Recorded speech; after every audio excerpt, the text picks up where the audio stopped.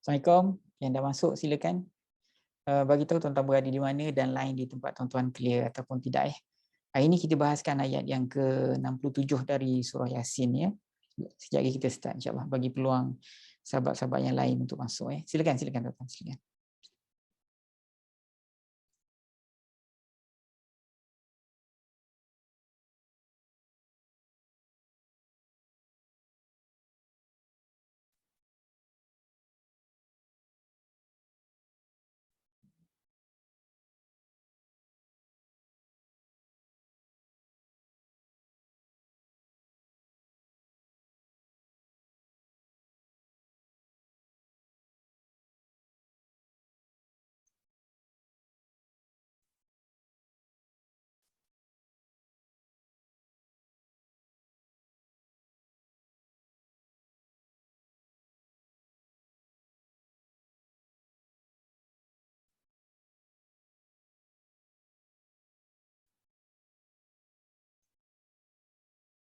Silakan tuan-tuan, silakan.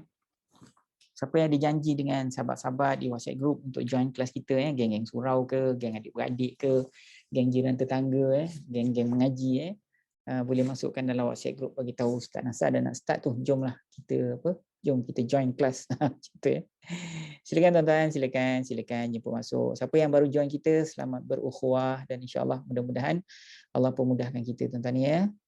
Silakan. Silakan.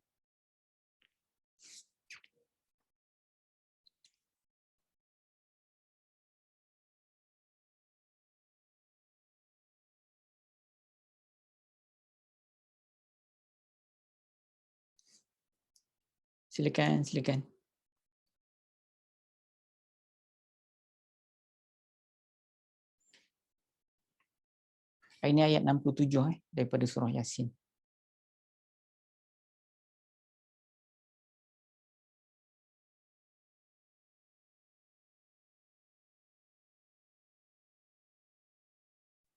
Siapa yang belum share, belum follow FB kita, tuan-tuan follow lah. Nanti mudah-mudahan tuan-tuan dapat notification setiap kali kita nak bersiaran insya-Allah . So tuan-tuan, insya-Allah kita mulakan pengajian kita dengan sama-sama membaca Ummul Kitab. Mudah-mudahan Allah tambah hidayah kita. Al-Fatihah. A'udzubillahi minasyaitonirrajim. Bismillahirrahmanirrahim. Alhamdulillahirabbil alamin arrahmanirrahim maliki yaumiddin. Iyyaka na'budu wa iyyaka nasta'in. Ihdinas siratal mustaqim. Siratal ladzina an'amta 'alaihim ghairil maghdubi 'alaihim waladdallin. Amin. A'udzu billahi minasyaitonir rajim. Bismillahirrahmanirrahim. Alhamdulillahirabbil alamin. Assalatu wassalamu ala asyrafil anbiya'i wal mursalin wa ala alihi wa sahbihi ajma'in. Allahumma arhamna bil Qur'an waj'alhu lana imama wa nura wa hudan wa rahmah. Allahumma dzakkirna minhu ma nusina wa 'allimna minhu ma jahilna warzuqna tilawatahu ana al-laili wa atrafan nahar waj'alhu lana hujjatan ya rabbal alamin. Allahumma iftah 'alaina hikmataka wa anshur 'alaina min khazaini rahmatika ya arhamar rahimin. Alhamdulillahi rabbil alamin. Bismillahirrahmanirrahim. Rabbi syrah li sadri wa yassir li amri wahlul 'uqdatam min lisani yafqahu qawli, amma ba'd. Baik tuan-tuan dan puan-puan yang dirahmati Allah sekalian, seperti mana yang saya sebut tadi, hari ini kita akan bahaskan ayat yang ke-67 dari surah Yasin. Dan untuk tuan-tuan yang baru menyertai kita, saya akan berikan format pengajian kita, mudah saja, tak lama pun pengajian ni. Mula-mula saya baca ayat, tuan-tuan boleh semak kalau nak semak, atau tuan-tuan nak ikut sekali pun boleh ikut juga tuan-tuan yang tak ada Quran di tangan pun tak apa, sebab kita ada, nanti kita share screen yang sama, tuan-tuan boleh tengok di handphone ataupun laptop tuan-tuan, benda yang sama yang saya tengok juga, tak ada problem dan kemudian saya akan pastikan tuan-tuan faham apa makna ayat tu dari sudut terjemahan Mula-mula saya baca, kemudian bagi tahu apa makna dia, bagi tuan-tuan faham makna ayat tu, kemudian baru kita tafsir apalah kehendak Allah, apa yang Allah Taala nak sampaikan, ataupun apa mesej yang Allah Taala nak sampaikan pada kita melalui ayat tersebut dan di hujung nanti kita akan bahaskan hal yang berkaitan dengan technical nahu So seperti mana saya sebut tadi, kita baca dulu ayat ni, ayat 67. Baik. Ni ayat ni atas sekali walau nasya'u. Saya baca dulu, tuan-tuan puan-puan simak ya. A'udzu billahi minasyaitonir rajim. Walau nasha'u lamasakhnahum ala makanatihim famastata'u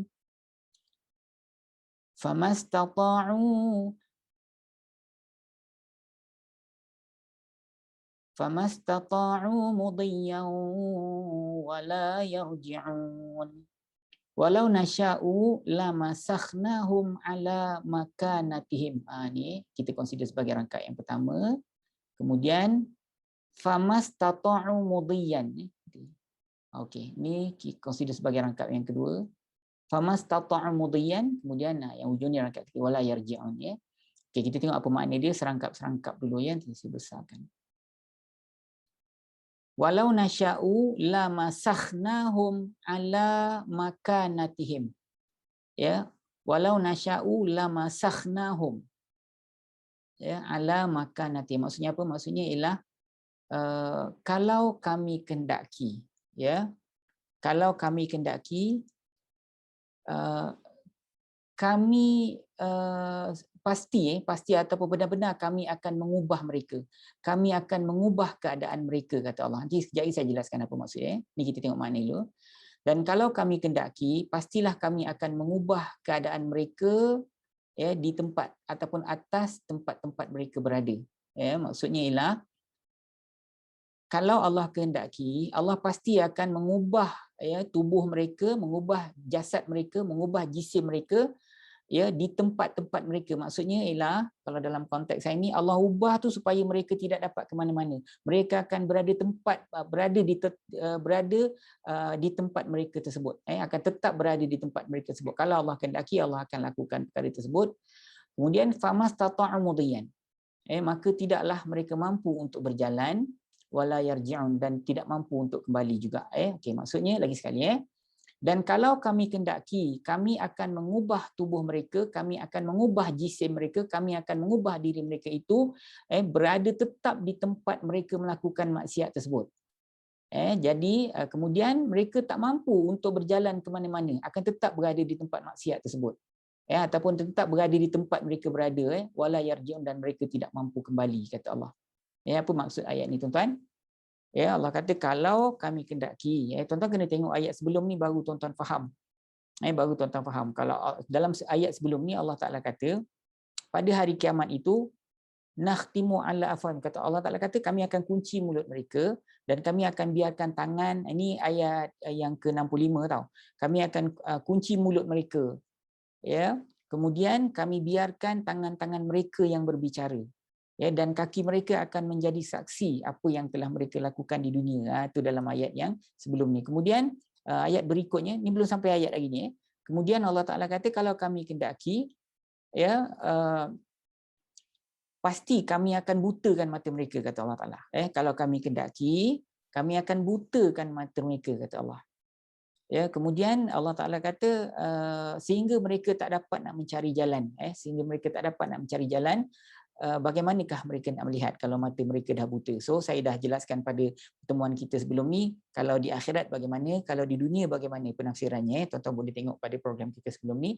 Dan hari ni tuan-tuan, Allah Taala kata kalau kami kendaki juga, ya, pasti kami akan ubah tubuh mereka tu sampai mereka tak mampu berjalan. Kami akan jadikan mereka ubah jisim mereka tu supaya sampai mereka tak mampu nak ke mana-mana. Mereka tak mampu nak berjalan, maknanya tak dapat nak mencari. Tak dapat nak mencari jalan. Kemudian mereka akan tetap dan mereka tak mampu untuk kembali ke belakang. Maju pun tak boleh, ke belakang pun tak boleh. Sebab apa? Sebab Allah kata kalau kami kendaki, kami akan buat mereka tu tak mampu berjalan, tu maksudnya. Tuan faham tak? Ya, nanti kejap lagi kita tafsir ayat ni. Saya nak tuan-tuan faham makna ayat ni. Kalau kami kendaki, kami ubah tubuh mereka sehingga mereka tak mampu berjalan. Mungkin Allah Taala buat dia dalam bentuk kotak ke, kita panggil lumpuhkan dia ke, atau ubah ubah apa tu jisim mereka kalau kami kendaki, kami akan ubah jisim mereka itu sehingga mereka tak mampu nak berjalan dan mereka tak mampu nak pergi ke belakang, tu maksud dia. So penafsiran ni sama juga, dia ada penafsiran kalau sebahagian pentafsir menyebut ini terjadi pada hari kiamat, dan sebahagian pentafsir, sebahagian kecil daripada pentafsir menyebut ini mungkin berlaku di dunia. Okey, macam mana kita nak tafsir ayat ni tuan-tuan Okay, yang pertama sekali tuan-tuan faham ayat ni kan, kalau Allah mahu, Allah akan ubah jisim mereka sehingga mereka tak mampu berjalan. Dan mereka tak mampu pun nak gostan balik. Itu maksud dia. So dalam ayat ni Allah menggambarkan bahawasanya Allah tak buat begitu, faham tak? Kalau Allah berkehendak, kalau Allah, maknanya Allah tu berkuasa untuk melakukan perkara tersebut, tapi Allah tak buat. Allah kata, kalau kami mahu, kami jadikan mereka tak mampu bergerak. So dalam konteks saya ni tuan-tuan, maknanya apa? Maknanya Allah tak buatlah. Jadi ayat ni menggambarkan betapa Allah itu bersifat dengan sifat pemurah dia, tuan-tuan. Allah bersifat dengan sifat pemurah, Allah bersifat dengan sifat penyayang sebab Allah tak buat begitu. Kan Allah masih lagi memberi, Allah masih lagi membiarkan mereka, walaupun mereka ni orang kafir, tuan-tuan mereka ni orang kafir, Allah masih lagi membiarkan mereka berupaya untuk melihat, berupaya dan mampu bergerak, betul tak? Kalau Allah kata kalau aku mahu, aku butakan mata mereka, kan dalam ayat sebelum ni kan. Jadi hari ni Allah Taala, kalau aku mahu, aku ubah diri mereka tu sampai mereka tak mampu nak bergerak, kata Allah Subhanahu Wa Taala. Mula-mula buta kan, lepas tu langsung tak boleh bergerak. Kalau orang buta ni boleh berjalan kan. Tapi ni Allah Ta'ala kata, kalau kami mampu, dahlah kami butakan dia. Kemudian kami jadikan jisim dia tu tak boleh bergerak. Lumpuh, kata Allah Ta'ala. Tapi Allah buat tak? Tak. Allah kata, kalau kami mahu, kami boleh buat, kata Allah Ta'ala. Jadi Allah Ta'ala nak sebut kat sini, kat orang kafir pun Allah masih lagi membiarkan mereka, maknanya orang-orang kafir yang mendustakan ayat Quran, yang bermaksiat kepada Allah Subhanahu Wa Ta'ala, Allah masih lagi membiarkan mereka tu berupaya untuk melihat dan mampu bergerak. Walaupun mereka bermaksiat dan menyekutukan Allah, orang kafir, mereka menyekutukan Allah yang telah menciptakan mereka serta memberi rezeki kepada mereka. Menyekutukan Allah, tuan-tuan, tapi masih lagi Allah Ta'ala bagi mereka boleh melihat dan Allah masih lagi boleh berikan keupayaan mereka itu untuk bergerak. Sebenarnya tuan-tuan, dalam konteks ayat ni, Allah Subhanahu Wa Ta'ala ni nak kita mensyukuri nikmat yang Allah Ta'ala kurniakan kepada kita sebenarnya, tuan-tuan. Allah nak kita mensyukuri nikmat yang Allah Ta'ala bagi pada kita dan tuan-tuan yang tonton rancangan ni. Terutama sekali apa tahu? Nikmat apa yang Allah Ta'ala bagi kat kita? Terutama sekali, yang nombor satu sekali yang kita kena syukuri ialah nikmat Islam dan iman yang ada pada kita ni, tuan-tuan. Allah Ta'ala jadikan kita sebagai orang Islam. Dan Allah Ta'ala berikan keimanan kepada kita. Kalau tuan-tuan iman tak kuat, kalau tuan-tuan tak ada iman, tuan-tuan tak tengok program ni, baik tuan-tuan tengok program lain, tak apa-apa kan. Tapi sebab Allah Ta'ala campakkan keimanan pada tuan-tuan, hidayah pada tuan-tuan, tuan-tuan nak tengok program-program yang menceritakan tentang ayat Quran, kan, mencerita bagaimana nak faham Quran. Nikmat, kenapa saya kata nikmat Islam dan iman tu yang tuan-tuan mesti kena syukuri, yang paling besar sekali. Sebab nikmat lain tu orang kafir pun dapat, betul ke tidak?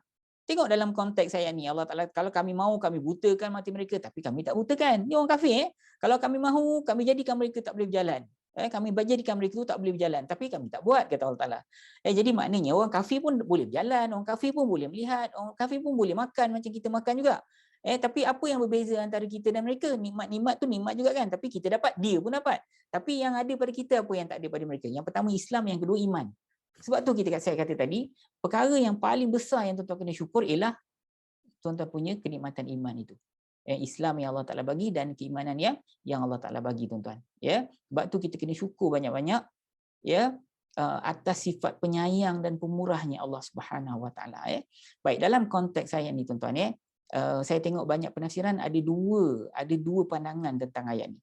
Kebanyakan daripada para ulama tafsir menyebut ini terjadi pada hari kiamat, tapi ada sebahagian kecil yang menyebut ini mungkin terjadi di dunia, tuan-tuan. Yang sebenar wallahu alam, tapi bolehlah kita kaitkan dalam dua-dua keadaan, tuan-tuan. So sebahagian besar berpendapat ni yang berpendapat ini akan terjadi pada hari kiamat. Kalau tafsiran ini yang dimaksudkan ialah hari akhirat, maknanya Allah akan ubah, kalau Allah mahu, Allah akan ubah kejadian mereka sehingga mereka tak mampu bergerak untuk mencari sirat, ditambah pula dengan kebutaan. Maksudnya apa? Kalau Allah kendaki nanti pada hari kiamat nanti, semasa kita selepas atau kita panggil semasa nak melalui titian sirat itu, Allah Ta'ala kata kalau kami kendaki, kami butakan mereka. Jadi kalau buta, cuba tuan-tuan bayangkan, di dekat titian sirat tu, mana jalan nak lalu tak tahu. Buta kan, dia tak tahu ke kiri ke kanan, kemudian dia akan tapi dia boleh bergerak lah, kemudian dia akan jatuh ke dalam jurang neraka. Itu yang pertama. Dan kalau kami mahu juga, kata Allah Subhanahu Wa Taala, kami tetapkan mereka di situ dan akhirnya mereka akan jatuh juga sebab tak boleh nak ke mana-mana dan dia akan ditarik oleh apa? Ditarik oleh apa kita panggil cangkuk-cangkuk yang disediakan di neraka tu dan mereka akan jatuh juga. Nak elak tak boleh, nak lari nak gerak pun tak boleh, buta dan tak boleh bergerak. Disebabkan oleh kebutaan dan tak boleh bergerak tu, akhirnya mereka akan masuk ke dalam jurang neraka. Tak mampu melihat, tak mampu bergerak dan tak mampu nak mencari jalan di titian sirat itu. Mereka akhirnya akan masuk dalam jurang neraka juga tanpa boleh melakukan apa-apa. Tapi tidak, tuan-tuan. Allah masih lagi beri mereka penglihatan. Carilah jalan. Carilah jalan. Mungkin nak mengelak ke apa, tapi memang tak boleh elak lah. Tapi Allah masih lagi beri kemampuan kepada mereka untuk melihat dan bergerak. Untuk mencari jalan macam mana lah nak kejar ke syurga ni. Macam tu, tuan-tuan. Tapi apapun akhirnya mereka akan jatuh ke dalam jurang neraka tanpa mampu untuk melakukan apa-apa. Tapi Allah tidak lakukan begitu. Allah berikan mereka kesempatan juga untuk melihat dan berjalan ataupun mencari ataupun bergerak. Okey, tuan-tuan. Jika tafsiran ini maksudnya di dunia pula. Ini kita dengar. Kalau tafsiran ini maksudnya ialah di dunia, dan saya lebih selesa kalau tafsiran ini maksudnya ialah semasa kita di dunia, tuan-tuan. Jika Allah menghendaki, Allah akan ubah tubuh mereka tu sampai mereka tak mampu berjalan dan mereka akan berada di tempat mereka melakukan maksiat tersebut tanpa berganjak. Maksudnya apa?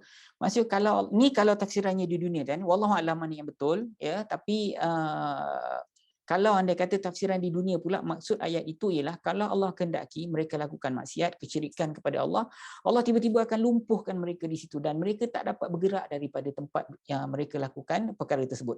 Katalah mereka lakukan maksiat di tempat-tempat tertentu kan, lakukan maksiat, kemudian sekali lakukan maksiat tiba-tiba Allah tu ubah mereka sehingga tak boleh bergerak dan mereka akan tetap kekal berada di tempat tersebut.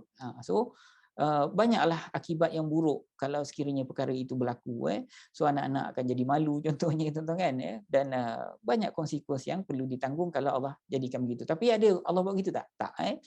Setiap manusia ni sebenarnya, tuan-tuan, Allah bagi waktu untuk dikembali kepada Allah. Walaupun dilakukan maksiat pada tempat tersebut, seburuk-buruk perkara yang dilakukan, tuan-tuan, tapi Allah masih lagi beri keupayaan kepada mereka untuk pulang, kan? Untuk pulang, untuk cari jalan keluar. Sebab apa, tuan-tuan? Sebab Allah Subhanahu Wa Taala ni bagi lebih memberi masa kepada mereka. Tujuannya apa? Tujuannya mengharapkan supaya dia boleh kembali kepada Allah. Dan kalau tuan-tuan tengok, Allah sebenarnya dia mentakdirkan sesuatu yang banyak membantu manusia untuk berubah ni, tuan-tuan. Okey. Biasanya tuan-tuan, orang akan lakukan perbuatan maksiat ni dalam keadaan sihat, betul tak? Dan orang sakit mana dia buat maksiat, betul tak, tuan? Ni kita jangan cerita maksiat dalaman lah, syirik, kekufuran tu semua di dalam kan. Tapi ini maksiat yang zahir lah. Maksiat zina ke, maksiat minum arak ke, maksiat berpelesiran dan sebagainya, kita cerita mencuri ke, merompak ke apa. Biasanya orang yang melakukan perbuatan maksiat yang jenis itu, mereka menderhaka kepada Allah, jenis perbuatan yang itu, mereka memerlukan kekuatan fizikal, tuan-tuan. Mereka memerlukan kekuatan fizikal. Orang yang tak ada kekuatan fizikal, dia susah nak lakukan perbuatan tersebut. Ataupun orang yang tak ada duit, duit pun menyebabkan orang akan jadi terdorong untuk lakukan maksiat, tuan-tuan. Tapi kita tak usah cerita pasal duit dulu, kita cerita pasal ada benda-benda yang Allah Ta'ala hadiahkan kepada kita yang kita tak suka, tapi sebenarnya benda tu adalah sesuatu yang sangat bagus untuk kita. Sangat baik untuk kita. Allah Ta'ala kurniakan pada semua orang. Kita tak suka, tuan-tuan. Ramai orang tak suka, tapi sebenarnya benda tu adalah benda yang sangat berharga yang kita kena syukur kepada Allah Azza wa Jalla. Yang pertama sekali apa tahu? Yang pertama sekali ialah tua. Tahu tua? T-U-A, tua kan? Kita kat dalam ni saya rasa semua dah tua kan? Jadi dulu, tuan-tuan bayangkan, dulu masa kita muda dengan hari ni, selepas Allah SWT banyakkan umur kita, perkara pertama sekali yang berkurang ialah tenaga. Tak kira lah tuan-tuan yang lebih kurang sebaya dengan saya ni, ataupun lebih tua dari saya ataupun muda sikit dari saya, tuan-tuan nak bandingkan masa umur kita 20-23 tahun dulu, tentulah jauh beza tenaga kita, tuan-tuan kan? Jauh beza tenaga kita. Dulu semua benda kita boleh buat, tapi hari ini ada benda-benda tertentu yang kita tak mampu lagi nak buat. Dan yang paling penting sekali, tuan-tuan, semangat untuk buat maksiat tu akan kendur, percaya ke tidak? Pergilah tanya dengan orang yang dulu jahat kan. Kalau tak payah pergi jauh, tuan-tuan tanya dengan geng-geng surau kita. Ada di kalangan mereka yang dulu muda-muda bukan main terror kan. Tapi bila umur-umur dah 60, umur dah 50, macam mana pun 60 lah selalunya. Kalau yang paling teruk pun 60, dia akan jadi kendur. Sebab tenaga dah kurang. Ya, apabila tua ni, manusia akan lebih cenderung untuk bersabar. Betul tak? Kita makin tua, biasanya orang tu dia jadi semakin sabar lah.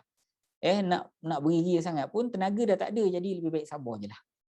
Adalah juga yang rare case yang mana orang tua pun masih teruk juga, tapi secara umumnya tuan-tuan, bila kita makin tua kita makin sabar, dan terutamanya sabar apabila peluang untuk melakukan maksiat itu datang. Kalau dulu kalau kita tengok kalau kita tengok sesuatu tu dan ada peluang untuk kita melakukan sesuatu maksiat kan, kita cepat je untuk respon pada maksiat tersebut kan. Tapi sekarang ni bila kita dah tua dah, kita dah slow down dah bersabar dengan peluang-peluang maksiat yang datang. Sama ada bersabar kerana memang betul-betul sabar ke, atau bersabar kerana kita dah tak mampu ke, itu lain cerita lah. Tapi yang penting kita tidak lakukan maksiat tersebut. Dan biasanya orang yang diberikan hadiah tua ini tuan-tuan, dia lebih cenderung untuk bersama-sama dengan orang yang tersayang, dan mengabdikan diri dengan Allah lah di masjid dan surau biasanya. Dan itulah saya kata tadi, tua ni merupakan satu kurniaan yang sangat bernilai pada kita, walaupun tak semua orang suka. Okay, saya nak tuan-tuan bayangkan kalau kita ni tua ni Allah Ta'ala tak bagi kat kita. Cuba tuan-tuan ingat tak tuan-tuan muda-muda dulu.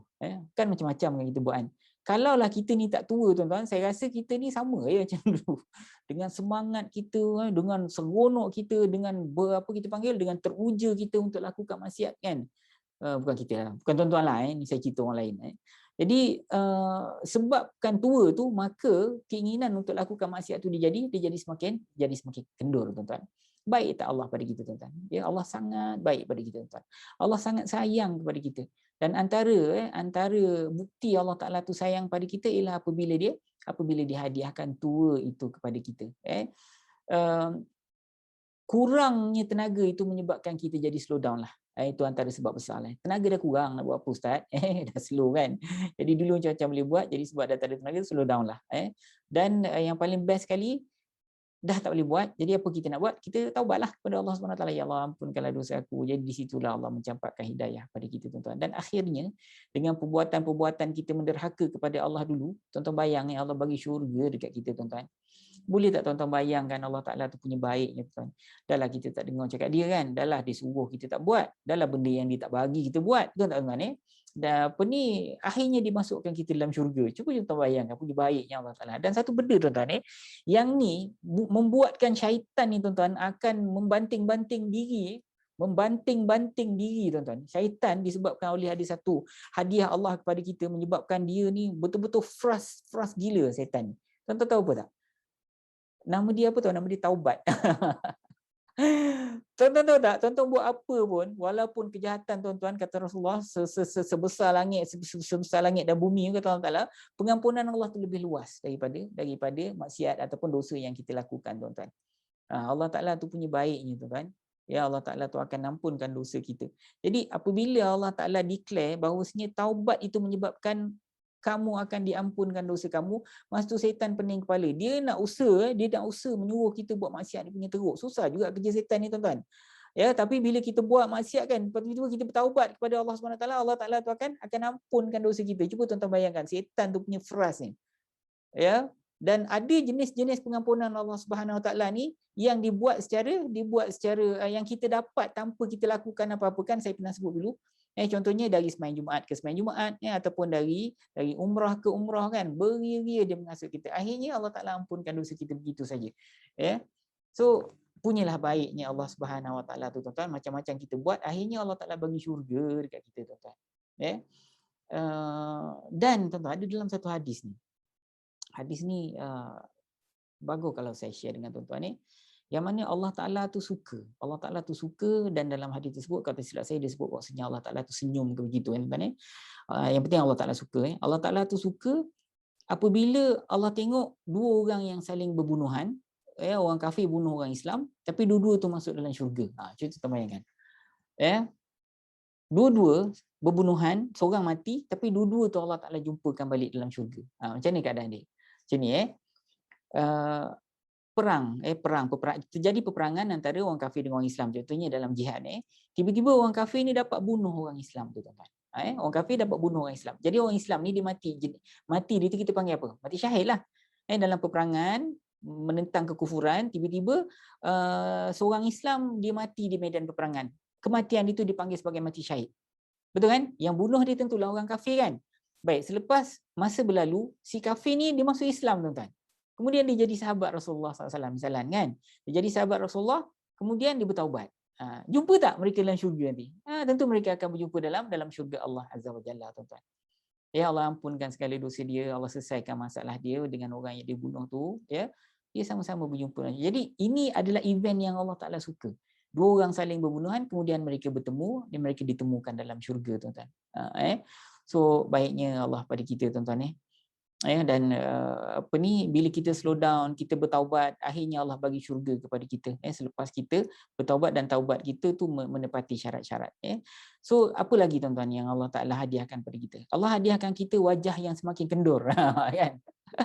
Tuan-tuan, bukan semua orang suka wajah kendur. Saya pun tak suka. Tuan-tuan pun tak suka kan. Dulu bila tengok tua dah aku ni kan. Dulu kita tengok dulu bukan main lawa lagi Satu kampung suka kat kita bukan main jelita aku dulu Abang-abang kat kampung semua seronok bila tengok kita. Sekarang ni dah kendur ni tak ada siapa pun nak tengok kita.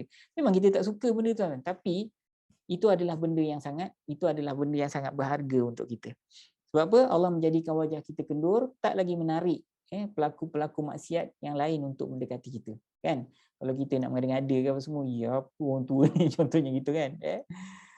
Akhirnya kita akan sedarlah kita akan sedar dengan apa tu, dengan nikmat tua dan nikmat wajah yang kendur itu, baru kita perasan itu merupakan satu nikmat apabila kita dapat mengelak diri kita daripada melakukan maksiat kan. Ataupun apa lagi tuan-tuan, antara yang kita boleh sebut kalau Allah Taala bagi kita penyakit kan, kita sakit ni kan. Jadi sakit tu ialah salah satu daripada nikmat dari Allah Azza wa Jalla.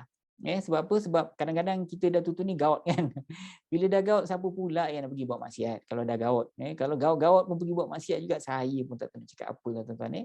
Jadi di situlah saya sebut bahawasanya sakit itu sebenarnya satu nikmat daripada Allah Azza wa Jalla. Kalau Allah tak bagi kita sakit tuan-tuan, jadi macam Firaun lagi tuan-tuan bermaksiat je pada Allah. Rasa macam diri kita kuat, diri kita hebat je. So syukur kalau tuan-tuan diberi sakit oleh Allah Azza wa Jalla. Itu perlu praktis, tapi kita boleh capai sakit apabila mendapat ujian dari Allah. Okey, kita tengok apa yang kita boleh ambil dalam konteks technical nahwu dalam ayat ni. So sekali lagi saya terjemahkan pada tuan-tuan supaya tuan-tuan boleh back on track. Walau nasya'u la masakhnahum ala makanatihim. Kalau kami kendaki, nescaya kami akan mengubah diri mereka itu sehingga mereka tak mampu nak berjalan ke mana-mana. Kami kakukan mereka, kami ubahkan mereka itu menjadi kaku sehingga mereka tak mampu nak lakukan apa-apa, tak mampu nak pergi dari tempat maksiat tersebut. Kalau kami kendakilah, kata Allah. Kemudian famastata'u mudiyan. Maka tidaklah mereka itu mampu untuk berjalan lagi bila kami dah ubahkan diri mereka itu. Kemudian wala yarji'un, dan mereka tidak mampu untuk kembali. Okey, kita ambil technical nahwu dalam rangkap yang pertama. Walau nasya'u lamasakhnahum ala makanatihim. Okey, kalimah yang pertama ialah wa tuan-tuan. Tuan-tuan tahu wa ni merupakan kalimat sendi. Ingat tak? Sendi kalimat haraf. So haraf ni tiap-tiap kali tuan-tuan jumpa haraf, tuan-tuan kena tahu apa gelaran dia. So maknanya dia dan, ini merupakan kalimat haraf dalam pelajaran peringkat yang kedua nanti. Pelajaran peringkat yang pertama, saya tanya wa tu isim ke fa'il ke haraf? Isim tu nama, fa'il tu perbuatan, haraf tu sendi.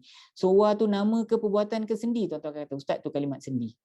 Baik, kalau sendi saya nak tanya dalam pelajaran peringkat kedua, kalau itu merupakan kalimat sendi, ni kalau jumpa kalimat nama, ni perbuatan ni sendi kan. Kalau sendi apa perlu kita buat? Saya besarkan Kalau kalimat sendi, tuan-tuan kena tahu apa gelaran dia dan apa fungsi dia. So wa tadi Ustaz, gelaran dia dalam ilmu nahwu kita panggil dia haraf ataf.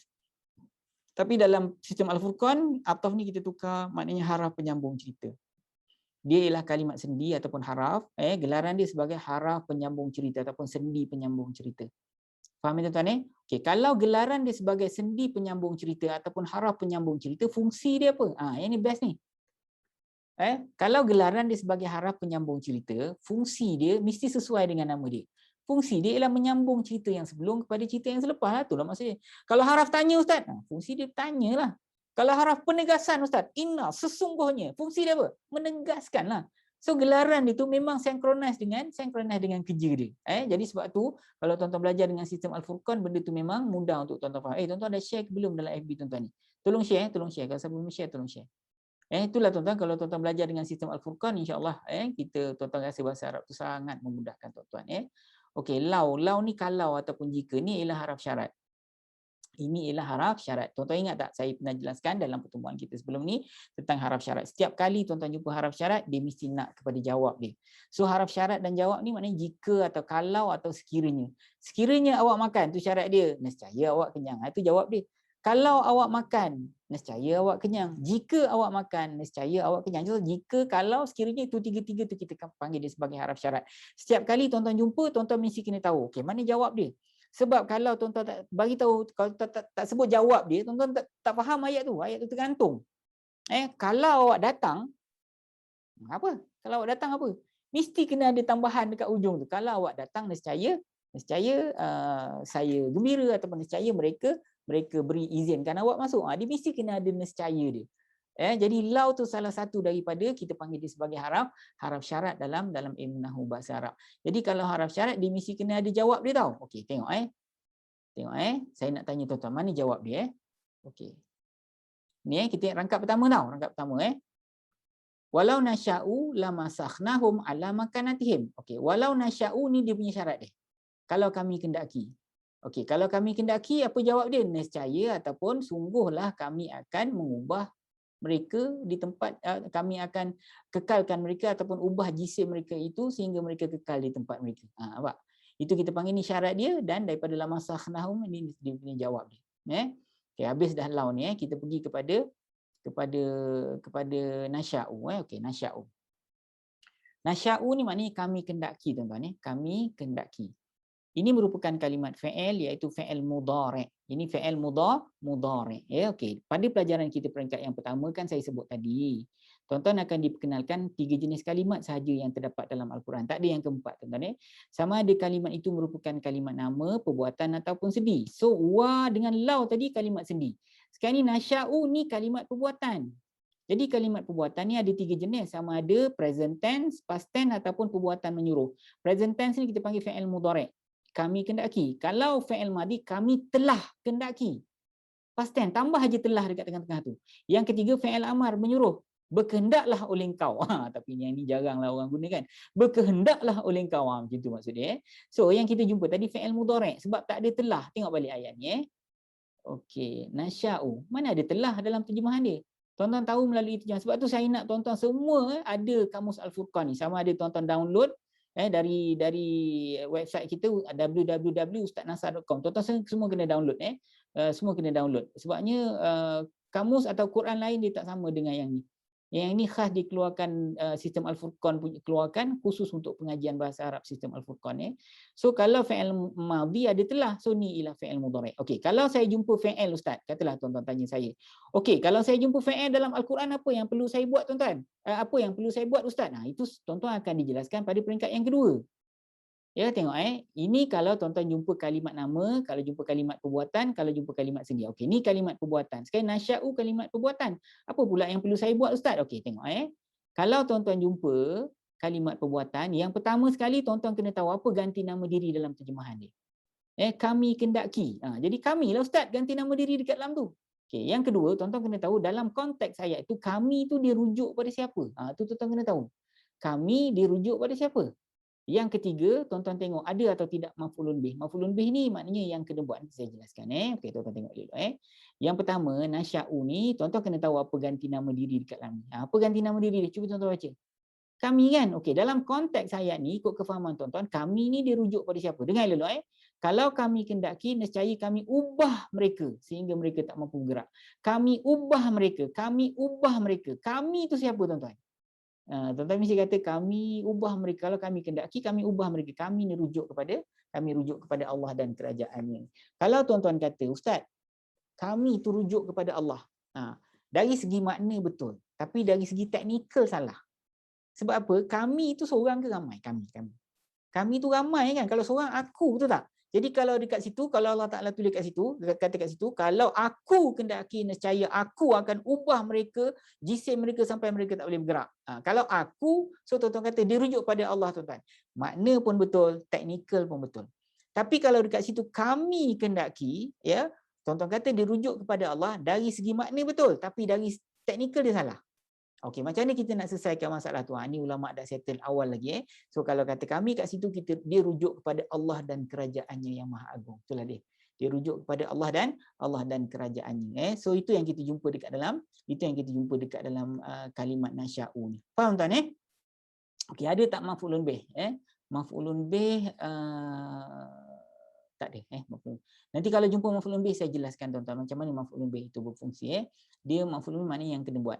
La masakhnahum, kalimat berikutnya la ni benar-benar, sungguh ataupun pasti. Inilah kalimat sendi tuan-tuan, inilah kalimat haraf. Baik, kan saya kata saya ulang balik, tak apa. Dalam Quran ada 3 jenis kalimat saja, nama, perbuatan dan sendi. Tiba-tiba tuan-tuan jumpa la tu kalimat sendi ataupun haraf. Bila tuan-tuan jumpa kalimat haraf pada pengajian peringkat yang kedua, tuan-tuan akan dijelaskan. Okey, kalau jumpa haraf nak buat apa? Tadi kita jumpa fi'il kan, perbuatan kan. Ni kerja dia. Kalau jumpa isim, inilah kerja dia. Okey, kalau jumpa haraf macam saya sebut tadi, kita jumpa wa dengan lau mula-mula tadi kan. Ya, hari ini sekarang kita jumpa kalimat la. Okey, gelaran dia apa? La tu kan maknanya benar-benar, sungguh atau pasti kan tuan-tuan. Itu sebenarnya ialah haraf penegasan. Sungguh, pasti. Sebab tu inna, qad, la, tauli ini maknanya sungguh. Ini semua termasuk dalam kelompok haraf penegasan. Kalau haraf penegasan ni dalam teknikal nahu dipanggil apa? Teknikal nahu dipanggil taukid. Haraf taukid. Taukid ni maknanya penegasan. Taukid maknanya apa kan? Penegasan. Ada orang panggil takkid, boleh lah. Tapi taukid yang biasa digunakan dalam pengajian apa? Pengajian ilmu nahu biasanya. So itu termasuk dalam kelompok haraf penegasan. Okey, kita pergi pada kalimat berikutnya tuan-tuan. Masakhnahum, ni ada 3 kalimat tau. Sebab tu saya nak tuan-tuan download Kamus Al-Furqan. Sebab Kamus Al-Furqan ini saja yang pisahkan kalimat itu dari segi kalimat. Ni kalimat pertama, ni kalimat kedua, ni kalimat ketiga. Dalam Quran lain dia tidak pisahkan warna mengikut kalimat. Dia ada pakai warna tapi dia pisahkan dari sudut tajwid dan sebagainya kan. Tapi untuk ilmu nahu, untuk pelajaran bahasa Arab tuan-tuan mesti kena download sistem Al-Furqan ni punya kamus. So la kalimat pertama kita dah selesai. Okey, sekarang ni masakhna, ni kalimat yang kedua, masakhna. Maknanya kami telah mengubah. Kami telah mengubah. Ini ialah kalimat perbuatan tuan-tuan. Ini ialah kalimat fi'il. Ingat tak? Kalimat fi'il, kalimat fi'il ada 3, mudhari', madhi dan amar. Tapi tuan-tuan ingat tak tadi? Kami telah, nampak ada telah kan? Jadi automatik tuan-tuan kena tahu ustaz. Itu ialah kalimat fi'il tapi fi'il madhi sebab ada perkataan telah. Ingat tak tuan-tuan? Ya, ini adalah kalimat fi'il ni. Ada telah kan? Okey. Macam biasa tuan-tuan, kalau tuan-tuan jumpa kalimat perbuatan, 3 benda yang tuan-tuan kena tahu ya. Tengok sini balik. Sebentar. Kalau tuan-tuan sini. Kalau kalimat perbuatan ya macam biasa, tuan-tuan mesti kena tahu 3 maklumat ni. Apa ganti nama diri dia? Kami telah ubah. Kami ustaz jawapannya. Okey, kami rujuk pada siapa? Sama macam tadi ustaz, dia rujuk kepada Allah dan kerajaannya. Okey, ada atau tidak maf'ulun bih? Jawapannya ada. Kat sini ada maf'ulun bih yang tuan-tuan boleh tengok ya. Okey, kami telah ubah siapa? Siapa yang kena ubah? Hum ni dia punya maf'ulun bih. Okey, tuan-tuan kena ingat ni satu benda petua saya bagi tahu tuan-tuan. Petuanya ialah apabila ada ganti nama diri dia melekat dengan kalimat perbuatan. Dia melekat selepas kalimat perbuatan. Secara automatik ganti nama diri ini yang kita panggil dia maf'ulun bih. Dia akan menjadi maf'ulun. Ada juga maf'ulun bih jenis yang lain, tapi ini salah satu daripada jenis maf'ulun bih yang confirm Okey, saya bagi tuan-tuan satu penjelasan yang mudah-mudahan tuan-tuan senang faham Okey. Saya kata, kalau ada ganti nama diri, dia melekat selepas kalimat perbuatan. So, ganti nama diri ini dia merupakan yang kena buat ataupun maf'ulun bih. Okey, aku memakan nya. Aku melihat dia, mereka memanggil ku dia yang kat ujung ni semua adalah yang kena buat. Kalau perbuatannya panggil, ku itulah yang kena panggil. Kalau memakan nya itulah yang kena panggil. Nampak? Aku memakannya. Siapa yang kena makannya? Nya kita tengoklah rujuk pada siapa dalam ayat tu. Nya tu rujuk pada nasi ke? Rujuk pada buah rambutan ke? Tak kira. Aku memakannya. Saya beli buah rambutan. Kemudian saya memakannya. Nya rujuk pada rambutan. Yang kena makan siapa? Nya tu lah. Faham tak? Nya tu. Jadi sebab tu dalam kaedah kita, Petuanya ialah kalau ada ganti nama diri selepas kalimat perbuatan secara automatik, tak payah fikir-fikir dah.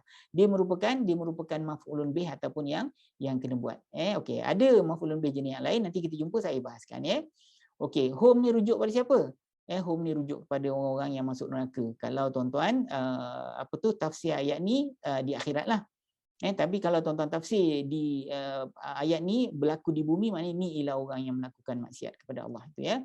Okey, ala atas ni haraf ataupun sendi, kita panggil dia haraf jar. Nanti kita bahaskan dengan lebih detail pada pertemuan kita lain-lain kali ya.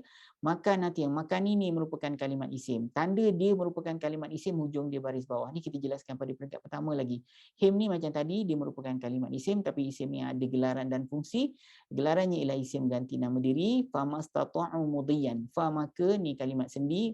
Ma tidak, ni pun kalimat sendi juga. Haraf nafi. Ini haraf penyambung cerita juga. Ni ialah haraf nafi. Kemudian istata'u, mereka telah mampu. Ni fi'il madhi sebab ada telah.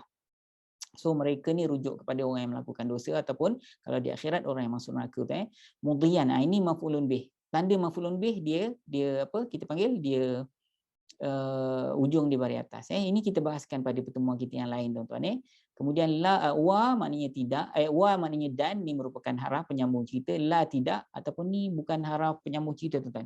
Ini merupakan sebentar tuan-tuan dia merupakan haraf ni merupakan haraf athaf. Dia kadang-kadang kalau keadaan macam ni dia ada dua possibility, sama ada haraf penyambung cerita ataupun harful hal. Dua-dua wa, dua-dua makna dia. Dua-dua kadang-kadang kita terjemah dan. La tidak ni haraf nafi, yarji'una mereka kembali. Ini merupakan kalimat perbuatan fa'il iaitu fa'il mudhari' sebab tak ada telah di situ. So okay, tuan-tuan, hari ini kita ada benda yang kita lebihkan penjelasan dan yang lain-lain tu kita kurangkanlah. Nanti kita jumpa lain pertemuan. Kalau kita jumpa kalimat dalam Quran tak banyak, ada 3 isim fa'il haraf. Itu je yang kita selalu ulang-ulang perbahasan kita Tapi ada banyak kalimat lah So tuan-tuan tahu nanti tuan-tuan akan tahu masukkan kelompok di tempat dia masing-masing Tapi kalau tuan-tuan nak belajar dengan sistematik dan berjadual daripada awal, pergi dekat 0195111000, tuan-tuan akan diberi video pertama, kemudian video kedua, kemudian video ketiga. Tuan-tuan dapat belajar macam tingkatan tangga daripada zero sampai tuan-tuan master insya-Allah So terima kasih atas perhatian tuan-tuan. Siapa yang belum follow, tolong follow saya sekarang di Pendidikan Bahasa Arab Al-Furqan di FB supaya tuan-tuan dapat notification setiap kali kita nak bersiaran insya-Allah. So terima kasih tuan-tuan. Berjumpa di lain pertemuan. Assalamualaikum warahmatullahi wabarakatuh.